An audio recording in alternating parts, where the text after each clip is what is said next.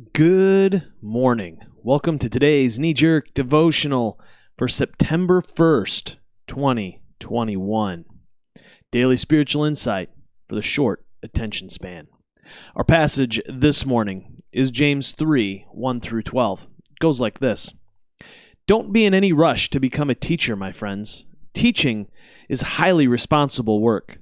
Teachers are held to the strictest standards, and none of us is perfectly qualified. We get it wrong nearly every time we open our mouths.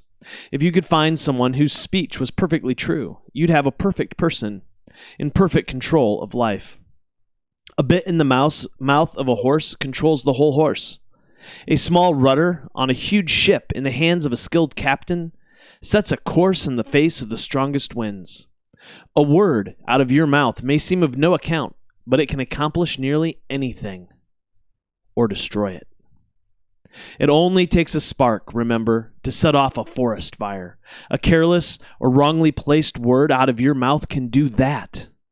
By our speech, we can ruin the world, turn harmony to chaos, throw mud on a reputation, send the whole world up in smoke, and go up in smoke with it. Smoke right from the pit of hell. This is scary. You can tame a tiger, but you can't tame a tongue. It's never been done. The tongue runs wild, a wanton killer. With our tongues we bless God our Father, and with the same tongues we curse the very men and women He made in His image. Curses and blessings out of the same mouth. My friends, this can't go on. A spring doesn't gush fresh water one day and brackish the next, does it?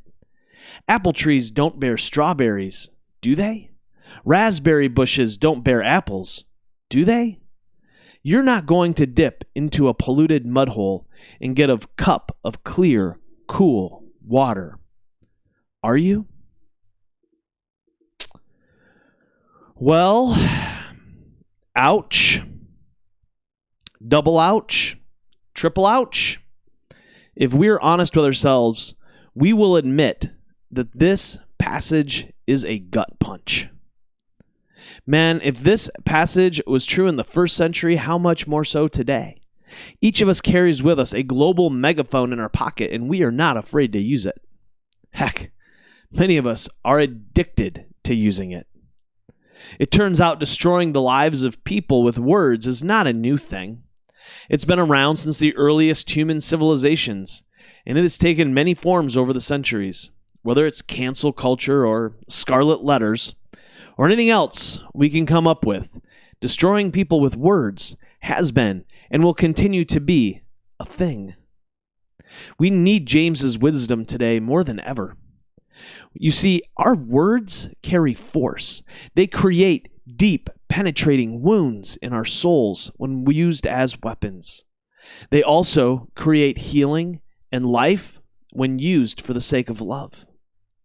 I know that some of you are faux tough and pretend that words don't hurt. But trust me when I tell you, we all know you're lying. Words matter. How we say them matters. Every time we open our mouths, we can choose to use our words in a way that blesses another and brings life. Or we can choose to use our words to curse another and bring pain. What will it be? I too often find myself using words as weapons. The snarky criticism rolls off my tongue with ease. I would be a liar to say they don't. Too many times I find that what I communicate is my frustration and anger. My hunch is that more people know what I'm against as opposed to what I'm for. I'm trying to grow in this area, but it is so very hard.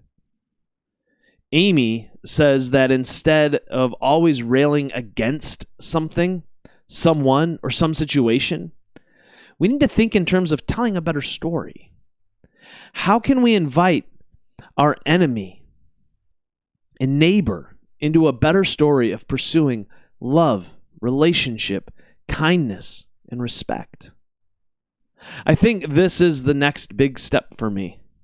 It means that I need to be looking at the world differently and thinking about it in terms of the better story. It means that I need to be seeking to embody the better story that I want others to embody.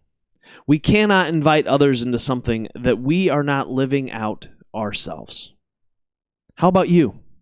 How are you doing at living out what James talks about here? Are you a life speaker or a curse maker? Till tomorrow. Love well, my friends.